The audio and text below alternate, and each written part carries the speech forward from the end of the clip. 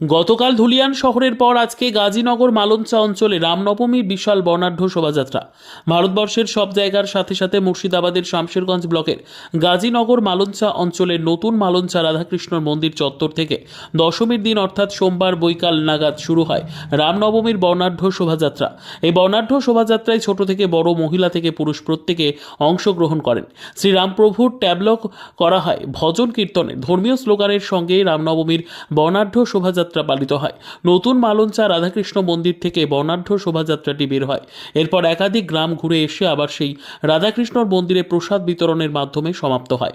এই বর্ণাঢ্য শোভাযাত্রাকে ঘিরে যাতে কোনো রকম অপ্রীতিকর ঘটনা না ঘটে তার জন্য শামশেরগঞ্জ থানার পুলিশ প্রশাসনের পক্ষ থেকে ছিল বাড়তি নজরদারি।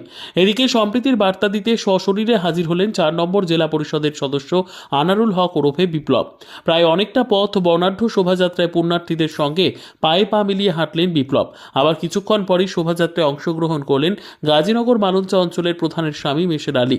শোভাযাত্রার মিছিলে মেশের আলীর একের অপরের সঙ্গে কোলাকুলির চিত্র আমাদের ক্যামেরায় ধরা পড়ল।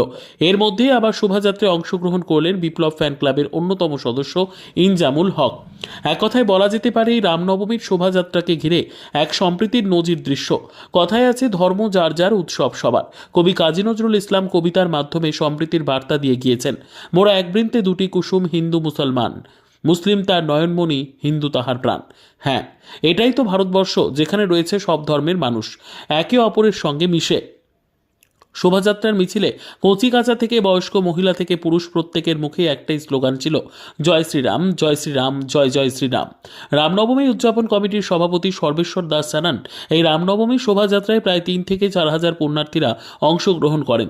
পুলিশ প্রশাসনের প্রশংসাও করেন তিনি। বলেন, আমাদের এই শোভাযাত্রায় ছোট ছোট শিশুরাও ছিল। পুলিশ প্রশাসন যেভাবে আমাদেরকে গাইড করে নিয়ে গিয়েছে তার জন্য পুলিশ প্রশাসনকে ধন্যবাদ জানাই। আজকে আমাদের নতুন মালঞ্চা রাম মন্দির সমিতির উপলক্ষে আমাদের এখানে রামনবমী পালিত হলো শোভাযাত্রা। এই শোভাযাত্রায় কতজন অংশগ্রহণ করেছিল? আনুমানিক প্রায় 3000 থেকে 4000 মতো লোক হয়েছে। এবার রাম ভক্ত হয়েছে। এর আগে বছর হয়েছিল মোটামুটি 2 থেকে 2.5, এবার তার বেশি হয়েছে। পরবর্তীতে আরও বেশি হবে পরবর্তী বছর, এই আশা রাখছি রাম ভক্ত সনাতনীদের কাছে। এই মিছিলে কি কোনো অস্ত্র ব্যবহার হয়েছিল? না, এই মিছিলে কোনো অস্ত্র ব্যবহার হয়নি, যেহেতু আমরা প্রশাসনকে একটা কথা দিয়েছিলাম যে আমরা অস্ত্র নিয়ে না, যেরকম দণ্ড আছে, সশস্ত্র আছে, তীর ধনুক আছে, সব নিয়ে আমরা বেরিয়েছি। পুলিশ প্রশাসনের কীরকম সহযোগিতা পেয়েছেন? পুলিশ প্রশাসনের পক্ষ থেকে আমরা খুব ভালো সহযোগিতা পেয়েছি এবং আমাদের এই মিছিলে অনেক মহিলা, পুরুষ, বাচ্চা অনেকেই ছিল এবং তাদেরকেও সঠিকভাবে পুলিশ প্রশাসন গাইড করেছে।